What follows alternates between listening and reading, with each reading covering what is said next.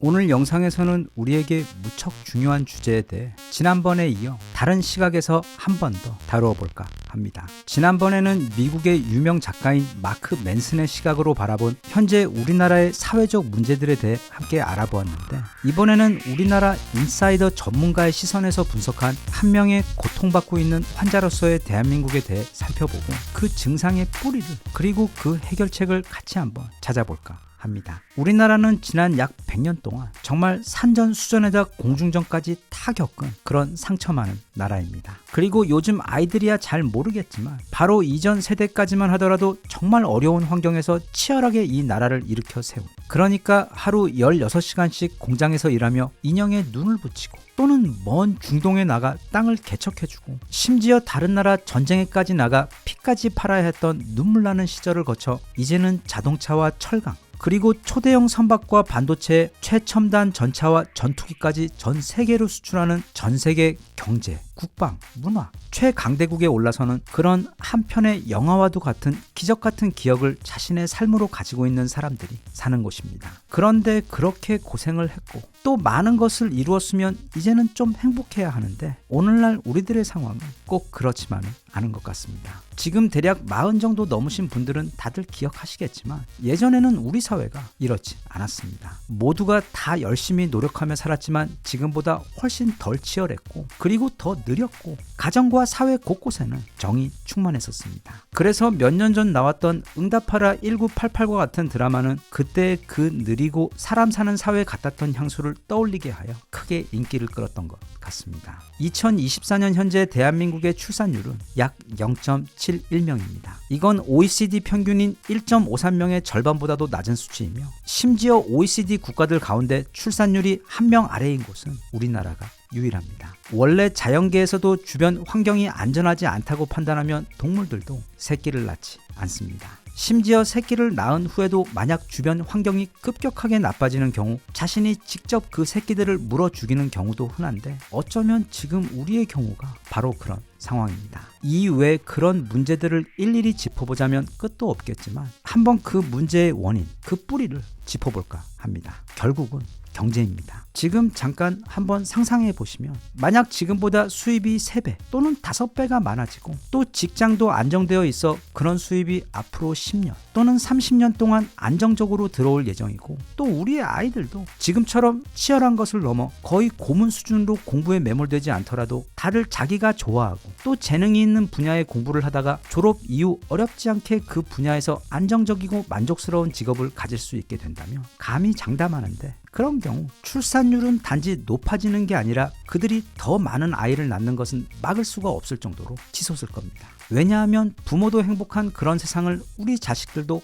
꼭 누리길 바라는 마음일 것이기 때문입니다. 앞서 응답하라 1988 이야기를 하면서 그때는 지금과 사회 분위기가 많이 달랐다는 이야기를 했습니다. 그건 사실입니다. 그때 우리 대부분은 부자는 아니었지만 행복했습니다. 꼭 부자가 되는 것만이 행복의 절대 조건이 아니었기 때문입니다. 그래서 그때는 삶, 정, 꿈이라는 것들이 있었습니다. 하지만 어느 날 우리나라의 사회 구조, 즉 경제의 패러다임이 바뀌어버렸습니다. 바로 1997년 갑자기 찾아온 이 IMF라는 것을 거치며 우리나라는 미국식 자본주의 시스템인 신자유주의라는 것을 도입했습니다. 그리고 그때부터 모든 것이 변했습니다. 경제학자의 경우 밀턴 프리드먼과 하이에크, 정치인의 경우 영국 마가릿 대처와 미국의 레이건에 의해 시작된 이 신자유주의라는 것을 간단하게 설명하기란, 그리고 그것이 가진 장점과 단점을 칼같이 잘라 단편적으로 설명하는 것은 결코 쉽지 않습니다. 일단 신자유주의는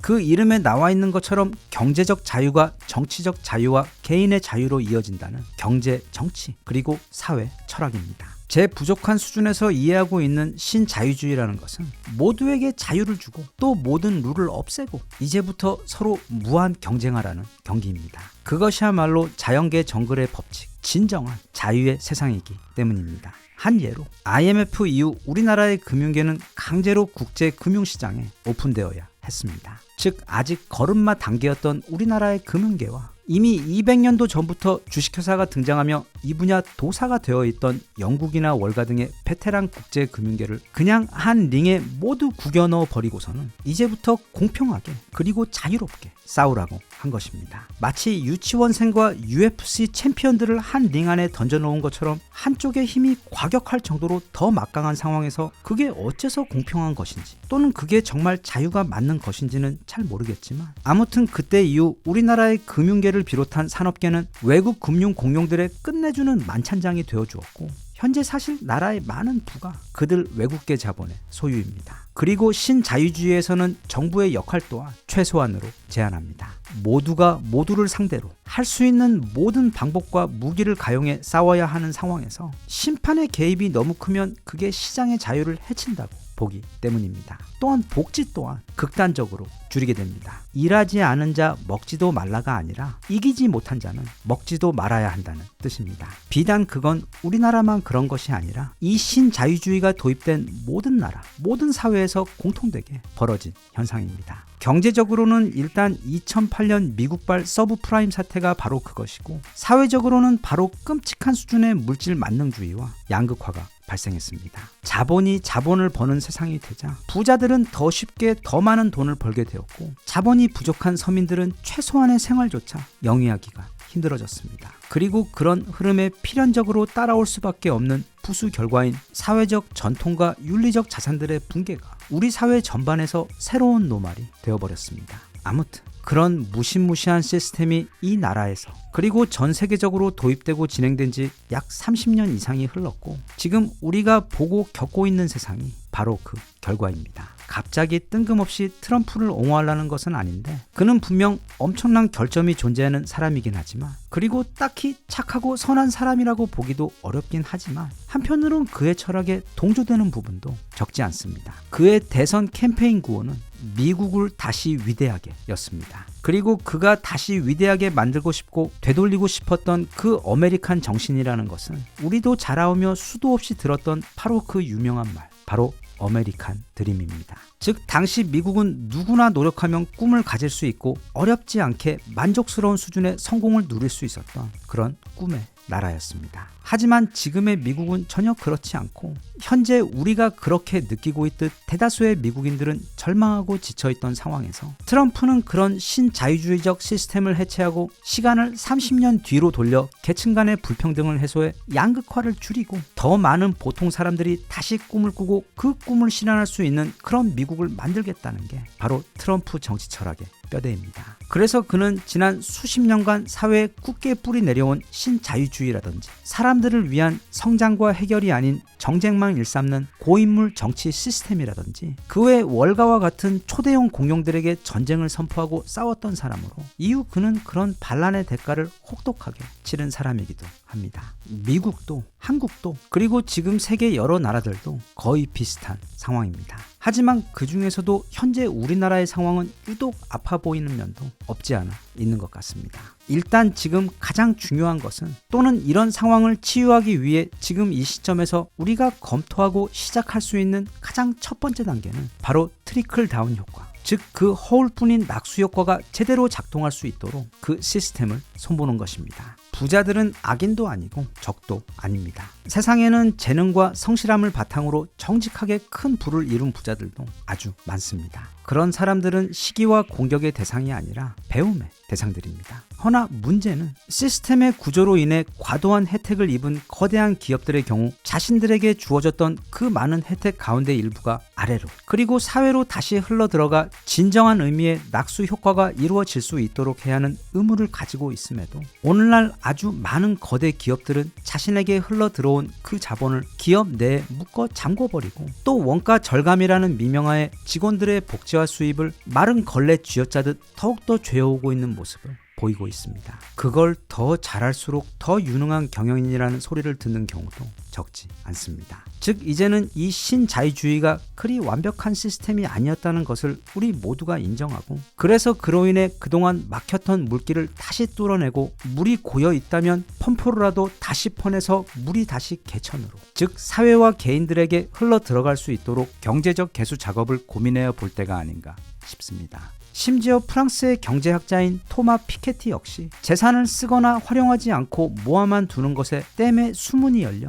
그 자본이 다시 사회와 개인에게로 흘러 들어가거나 재투자될 수 있도록 하자고 주장했고, 심지어 신자유주의의 종주국인 미국과 영국에서도 그 부작용을 우려해 보통은 세율을 조정하는 방법으로 다시 재투자되지 않고 고여있는 자본이 다시금 사회로 그리고 근로자들에게로 흘러 들어갈 수 있는 길을 터주기 위한 방법에 대한 검토를 진행해왔고, 특히 노동으로 번 돈의 그 신성함을 다시금 일깨우고 더 많은 노동의 영역에 더 많은 혜택이 돌아갈 수 있도록 하는 노력과 실험들을 진행한 바 있습니다. 아무튼 그런 자본 흐름의 개수 작업이 선행되지 않느나 더 많은 물을 위에다 부어봤자 제일 위에 물만 더 넘쳐날 뿐 개천은 계속 말라만 갈 것입니다. 이건 개인이 아닌 사회와 국가 차원에서 진지하게 들여다보고 장기적인 목표와 계획을 가지고 지금이라도 당장 의논을 시작해야 할 중차대한 주제입니다. 얼마 전에도 마크 맨슨의 이야기를 전했듯 누군가는 이런 주제에 대해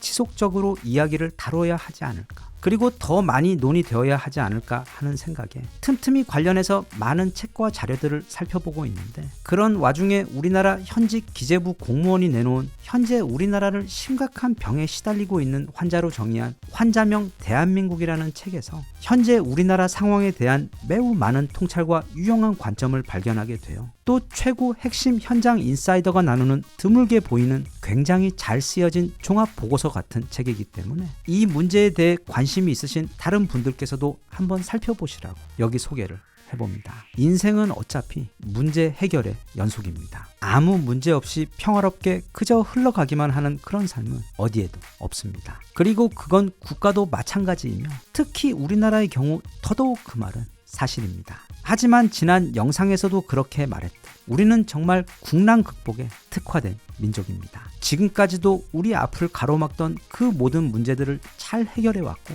당연히 이번에도 조속히 반드시 방법을 찾아 다시 이 나라의 유치원과 초등학교에 엄마 아빠 손을 잡은 고사리 신입생들이 가득하고, 그리고 학교와 사회마다 웃음소리들, 그리고 행복과 희망이 가득한 날이와 먼 훗날 응답하라 2024가 될 수 있도록 우리나라 사람들이라면 또 한번 반드시 그렇게 해낼 것이라고 믿어 의심치 않으며 마음 담아 진심으로 우리나라를 응원합니다.